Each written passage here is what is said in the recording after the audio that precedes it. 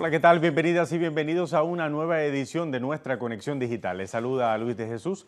Vamos a revisar de inmediato aquellas etiquetas que son tendencia y de las que estaremos hablando en los próximos 30 minutos. Hablamos hoy del mundo, la etiqueta, de lo que todo el mundo está hablando. Claramente, COVID-19, también coronavirus, pandemia. Estaremos hablando de América del Sur, Chile, represión en Chile y también estaremos hablando de Uruguay. De inmediato ampliamos.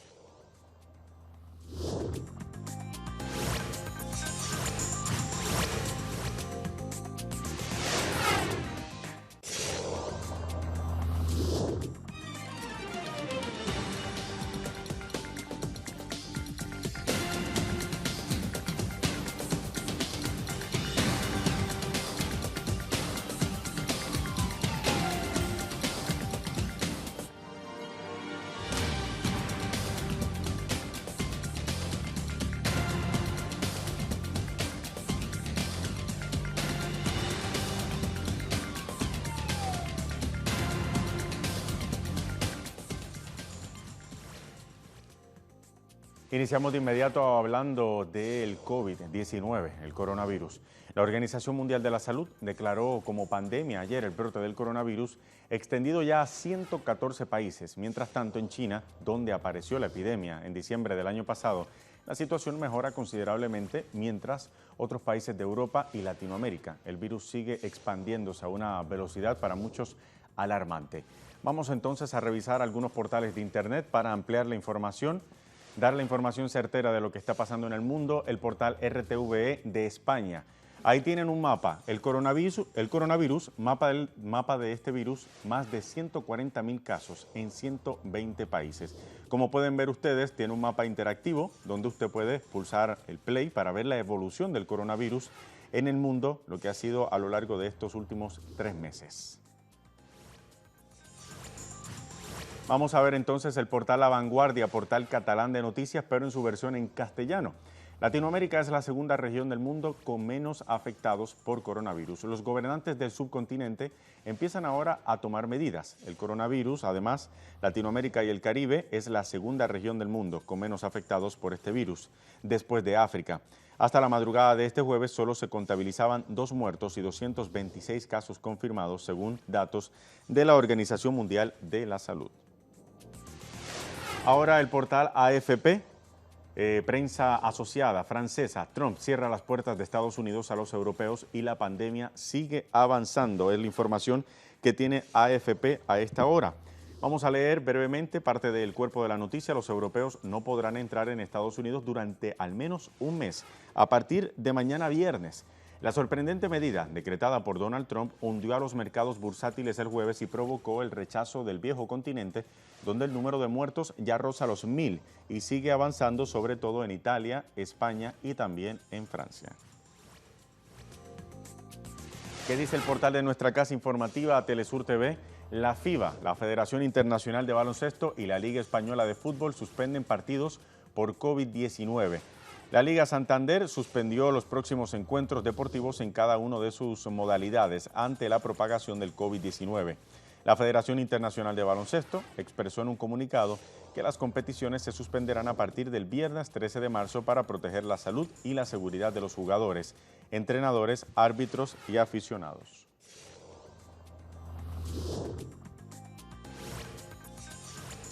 Tenemos ahora información desde el Caribe antillano. Nos vamos hasta Puerto Rico. También tenemos información sobre el coronavirus. Dice el portal del Nuevo Día, asciende a 11 la cifra de casos sospechosos de coronavirus en Puerto Rico. La Fortaleza, o la Casa de Gobierno, aún desconoce cuándo llegarán los resultados de las pruebas realizadas a los pacientes y que fueron enviadas al CDC en Atlanta, en Estados Unidos. ¿Qué sucede con la situación en Puerto Rico? Puerto Rico, por orden de los Estados Unidos, no puede realizar sus propias pruebas para los sospechosos de coronavirus. Por lo tanto, tienen que enviar las muestras hacia Estados Unidos, esperar que allá se realicen y entonces regresarlas al gobierno puertorriqueño. Vamos a ver más información también desde la Isla del Encanto. Wanda Vázquez, la gobernadora, declara un estado de emergencia y activa la Guardia Nacional por el coronavirus. La gobernadora confirmó que los casos sospechosos de coronavirus ascienden ahora a 17.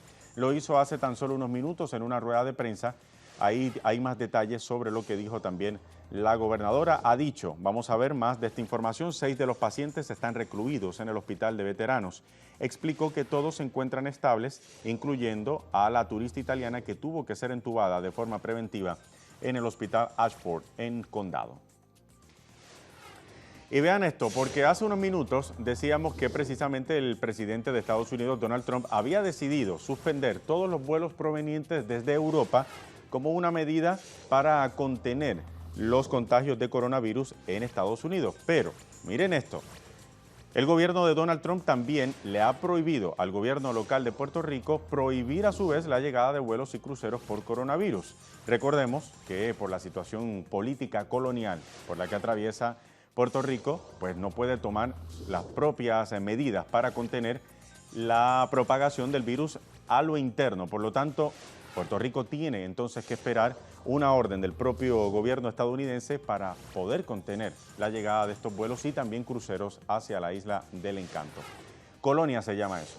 Vamos a ver más información sobre este tema. Nos vamos ahora hasta España.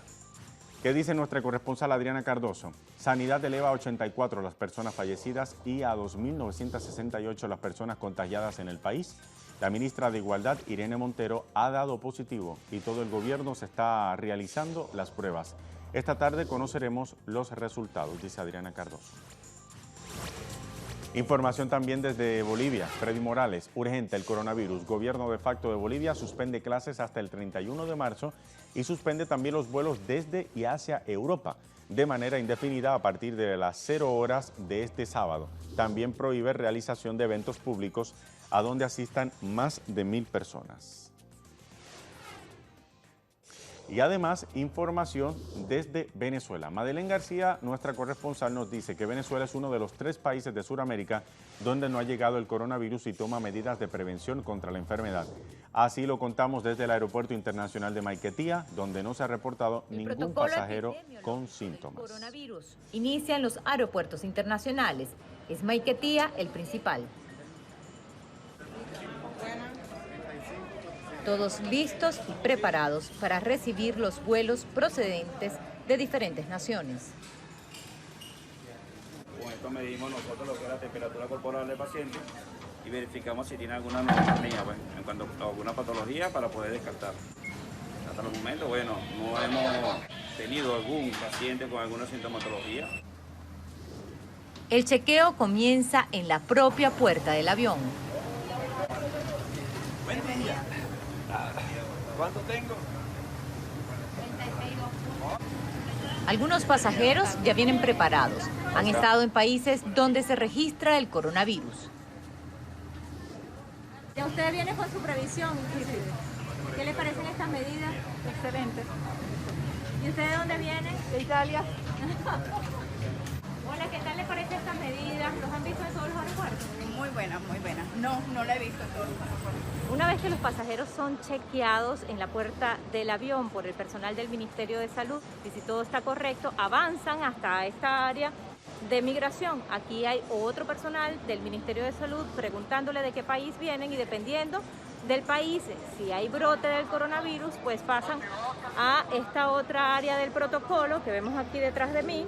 Aquí llenan una planilla, la dirección correcta, el contacto, por si acaso existe algún tipo de novedad. Los pasajeros de nacionalidad china son atendidos por la embajada de su país para hacer seguimiento por ser el epicentro del brote. La seguridad sanitaria está en diferentes espacios. Hay ambulancias exclusivas para la atención de pasajeros con posibles síntomas del coronavirus. Si hay una persona que aparece con algún síntoma, es trasladada en esta ambulancia hasta el Alcanes en Catelamar, la unidad de la Armada, y ahí la persona pasa al área de cuarentena.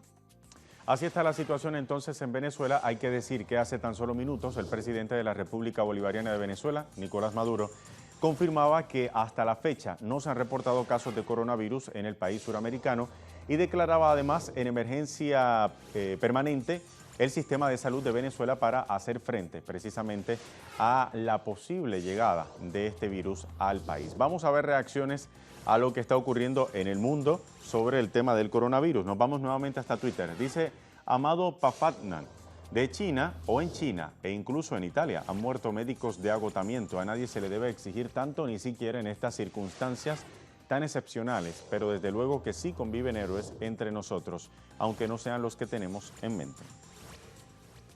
Mark Murphy dice: creo que Estados Unidos y el mundo tienen que lidiar con la realidad de que esto podría suceder a los altos funcionarios en cualquier momento y una gran crisis podría seguir. Y finalmente, Conchita Travesedo dice: hace falta en las comparecencias de los políticos que anuncian medidas contra la pandemia una apelación a la responsabilidad de la gente. El no te preguntes qué puede hacer España por ti, pregúntate qué puedes hacer tú por España. Ese mensaje es necesario, dice Conchita Travesedo.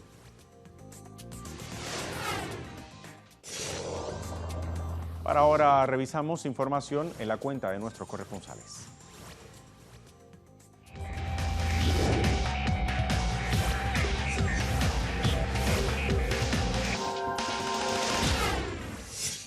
Ernesto Ábalos, desde El Salvador, nos dice lo siguiente: feligresía de los municipios de Aguilares y El Paisnal conmemoran 43 aniversario del asesinato del sacerdote Rutilio Grande y 2 acompañantes en 1977, un hecho atribuido a escuadrones de la muerte vinculados al ejército. Celebran anuncio de beatificación del padre. Escuchemos.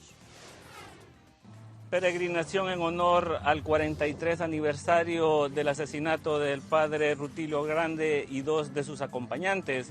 Con mucha alegría, el pueblo del Paisnal y de otras comunidades del país han recibido la noticia dada por el Papa Francisco el pasado 22 de febrero de la aprobación del decreto de beatificación del padre Grande y 2 de sus acompañantes.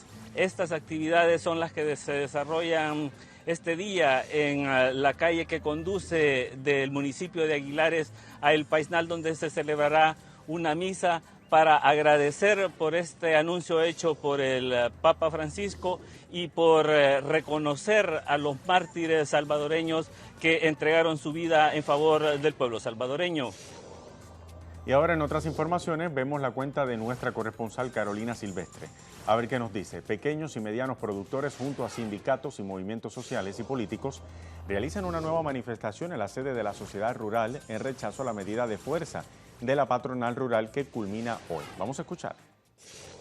El paro de la patronal rural convocada por grupos concentrados económicos que rechazan una medida adoptada por la administración Fernández que trata de la suba del 3% a la soja, uno de los 25 cultivos que se producen en Argentina, y recordemos que los 3 cultivos más importantes son el trigo, el maíz y la soja, y que la producción de la soja está en manos del 90% de la producción de la soja, está en manos solo de 10 grandes pools sojeros. ¿Qué queremos decir con esto? El campo argentino no es solamente las grandes corporaciones que han convocado a esta huelga, a esta medida de fuerza, porque los pequeños y medianos productores, así como también otros grupos que forman parte de la Federación Rural, están en contra de una medida que consideran redistributiva y que, como advirtió la administración Fernández cuando la anunció, trata de fortalecer las economías regionales y además también ayudar a los pequeños y medianos productores. Un sector que ha quedado muy relegado y que ha padecido fuertemente la crisis que dejó el macrismo durante sus 4 años de gestión.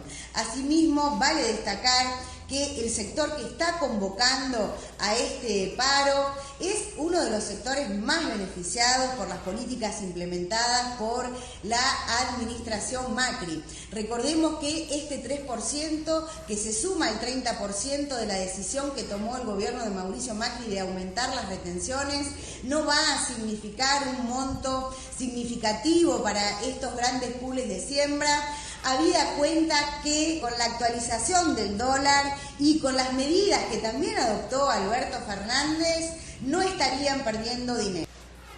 Era el reporte de Carolina Silvestre. Vamos a ver ahora información de Chile. Paola Dragnik nos dice, atiborrados los tribunales en Valparaíso. Solo aquí se registran 87 detenidos.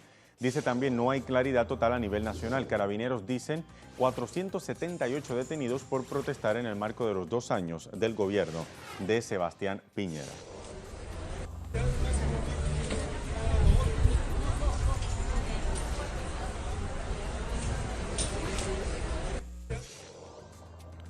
Y vean esto, este 12 de marzo se celebra también el Día Mundial del Glaucoma, una enfermedad del nervio óptico conocido como neuropatía, que se caracteriza por la pérdida visual progresiva, que sigue un patrón característico, generalmente periféricas del campo visual y también que se refleja de forma objetiva con cambios en el aspecto del nervio óptico.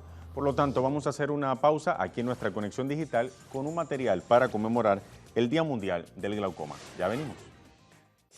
El glaucoma es una enfermedad ocular generada por un incremento de la presión ocular en el interior del ojo. El glaucoma crónico se produce por un incremento progresivo durante meses o años de la presión intraocular. Un bloqueo o interrupción de la salida del humor acuoso, que es el líquido que baña las estructuras intraoculares transparentes y las nutre, es el responsable.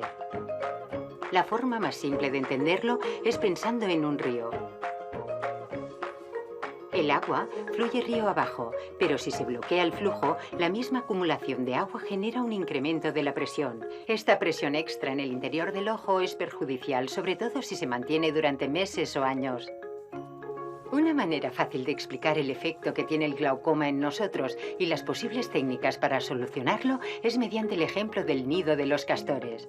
Construido en medio del cauce del río, los castores construyen una presa artificial que aprovechamos para explicar las técnicas disponibles para tratar el glaucoma. Una vez se bloquea el riego en el interior del ojo, existen distintos tratamientos para lograr reducir la presión.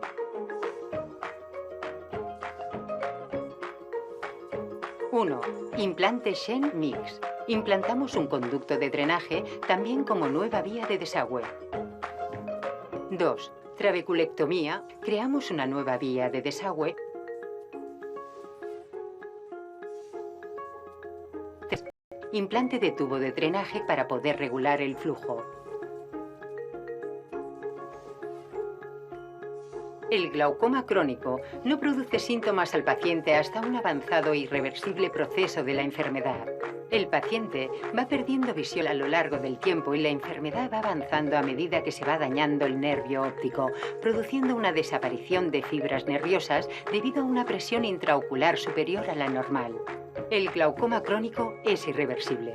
La visión perdida no se puede recuperar debido a los daños causados por el exceso de presión sobre el nervio óptico, pero se puede detener su avance.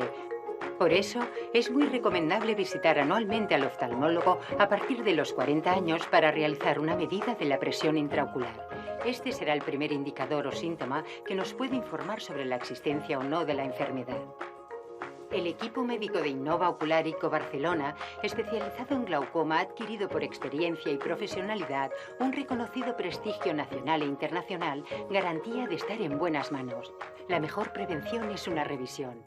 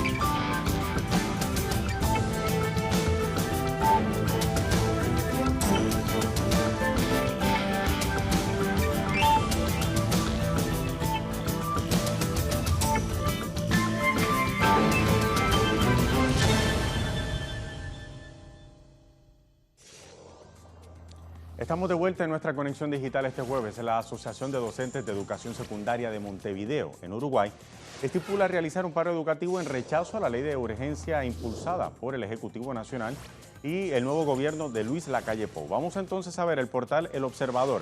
Docentes de secundaria se movilizan este jueves y hay paro en todo el país. FENAPES se declaró en conflicto frente al anteproyecto de la ley de urgente consideración. Vamos a ver también el portal Caras y Caretas, a ver qué tiene de información sobre esto.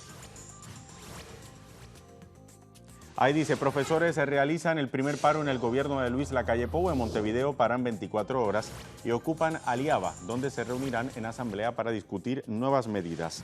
Para la Asociación de Docentes de Enseñanza Secundaria y la Federación Nacional de Profesores, contiene elementos que lesionan la democracia y las libertades públicas, haciendo alusión a esta medida del gobierno de Luis Lacalle Pou. Vamos entonces a ver la cuenta de nuestro corresponsal Mateo Grille, nuestro corresponsal en Montevideo. Información sobre esto, los profesores de Montevideo realizan un paro de 24 horas en contra del anteproyecto de ley de urgente consideración que propone el gobierno de Lacalle Pou. En estos momentos ocupa el Liceo Yaba y la Asamblea de Docentes resolverá los pasos a seguir. Vamos a escuchar. Este jueves se está desarrollando un paro de 24 horas a nivel nacional de la Asociación de Docentes de Enseñanza Secundaria, de ADS Montevideo, de FENAPES en el resto del país. En algunos casos incluye ocupación y paro de 24 horas, ocupación de centros de estudio en el caso de Montevideo. En este momento estamos en el Liceo Yaba, que está ocupado por ADS Montevideo, y en otros casos en el interior del país implica jornadas de propaganda o paros parciales según la realidad de cada una de las localidades. El motivo es que los docentes de enseñanza secundaria están en contra del proyecto de ley o el borrador del proyecto de ley de urgente consideración que el gobierno está discutiendo para enviar al Parlamento y tener que ser aprobado en 90 días, que en definitiva eso es lo que implica que sea de urgente consideración. Están en contra de su capítulo educativo en particular porque sostienen que busca privatizar la enseñanza pública y además dificultar o hacer peores las condiciones laborales de los docentes de enseñanza secundaria.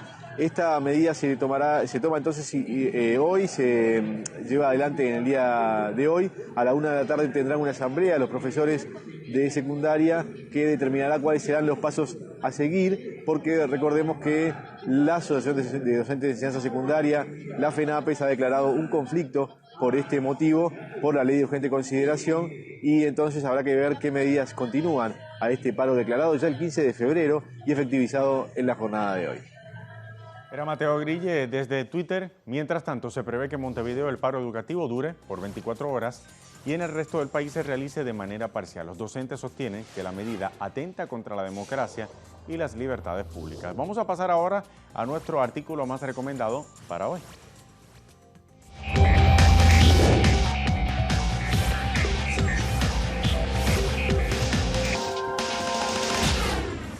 El portal Noticias de la Ciencia, vamos a ver de inmediato qué información nos tiene. Un robot utiliza imágenes e inteligencia artificial para extraer sangre. Ingenieros de Rogers han creado un dispositivo de sobremesa que combina un robot de inteligencia artificial e imágenes de infrarrojo cercano y ultrasonido para extraer sangre o insertar catéteres para administrar fluidos y fármacos. Los resultados de sus investigaciones más recientes, publicados en la revista Nature Machine Intelligence, sugieren que los sistemas autónomos como el dispositivo robótico guiado por imágenes podrían superar a las personas en algunas tareas médicas complejas. Además, estos robots médicos podrían reducir las lesiones y mejorar la eficiencia y los resultados de los procedimientos, así como llevar a cabo tareas con una supervisión mínima cuando los recursos son limitados. ¿Qué más pueden hacer estos robots con inteligencia artificial? Vean este artículo del portal Noticias de la Ciencia y allí se enterarán. Vamos a revisar ahora nuestra fotogalería, aquellas imágenes más destacadas que le han dado la vuelta al mundo a lo largo de esta jornada de jueves. Iniciamos con esta primera, vean ustedes, increíble esta imagen. Es una imagen de un atardecer en Mandalay. Un grupo de turistas cruza un puente de madera durante el atardecer en Myanmar, esta ciudad de Mandalay. Varias novias pakistaníes asisten a su boda en Peshawar, en Pakistán. La Fundación Benéfica Al-Duat ha financiado la boda múltiple de 20 parejas procedentes de estratos más desfavorecidos. Ahí está esa imagen. También esta tercera imagen de hoy, devotos hindúes con los rostros embadurnados en polvo de colores bailan durante la celebración del festival de Holi, un festival hindú de los colores en la ciudad de Prayagraj, en India. Nuestra cuarta imagen para hoy, vean ustedes, Hudson Yards, el barrio emergente más moderno de Nueva York, cuenta desde este miércoles con una nueva atracción, se llama The Edge, o el borde, o filo. Es un espectacular mirador al aire libre que se proyecta sobre el cielo de Manhattan a una altura de 345 metros de altura, nada más y nada menos. Y para culminar esta imagen de hoy, los reyes de España, Felipe y Leticia, junto al presidente de la República Francesa, Emmanuel Macron, y su esposa Brigitte Macron, a su llegada este miércoles al Palacio del Elíseo, donde tendrá lugar un almuerzo entre ambos líderes políticos.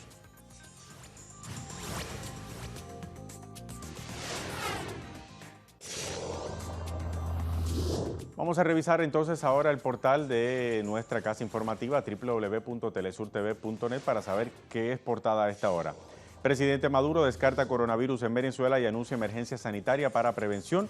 Ya habíamos hablado sobre eso. Tarifazo se impondrá sobre Uruguay desde el 1 de abril. Además, aumenta 66% casos de dengue en Argentina.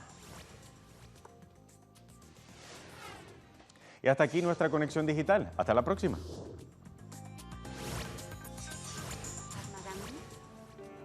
Nació en Porbandar, una pequeña ciudad costera al oeste de la India, fruto del matrimonio del primer ministro de la ciudad y de su madre. Ella fue una de sus más importantes influencias en la vida, pues de ella aprendió el respeto por los seres vivos, las virtudes del vegetarianismo y la tolerancia hacia diferentes formas de pensar, inclusive hacia otros credos y religiones. Con 18 años se mudó a Londres para estudiar Derecho. Cuando finalizó sus estudios, regresó a Bombay para intentar ejercer como abogado, pero la sobresaturación de la profesión en aquella época, unida a la falta de experiencia real de Gandhi en los tribunales, le imposibilitaron cumplir tal propósito. Por suerte, ese mismo año, 1893, se le presentó la oportunidad de trabajar en Sudáfrica, empleo que aceptó motivado por la lucha de resistencia y desobediencia civil no violenta que estaban llevando a cabo sus compatriotas ante la presión y discriminación del país hacia los hindúes. Allí en Sudáfrica, Gandhi comprobó en primera persona el fuerte rechazo y odio hacia los hindúes, lo que le motivó a crear un partido político indio que defendía sus derechos. Tras 22 años de protestas no violentas en Sudáfrica, Gandhi ganó el poder y respeto suficiente como para negociar con el general sudafricano Hans Christian Smuts una solución sobre el conflicto indio. Instauró métodos de lucha social novedosos como la huelga de hambre, y en sus programas rechazaba la lucha armada y realizaba una predicación de la no violencia como medio para resistir el dominio británico. Defendía y promovía ampliamente la total fidelidad de los dictados de la conciencia, llegando incluso a la desobediencia civil si fuese necesario. Además, se entregó por el retorno de las viejas tradiciones hinduistas.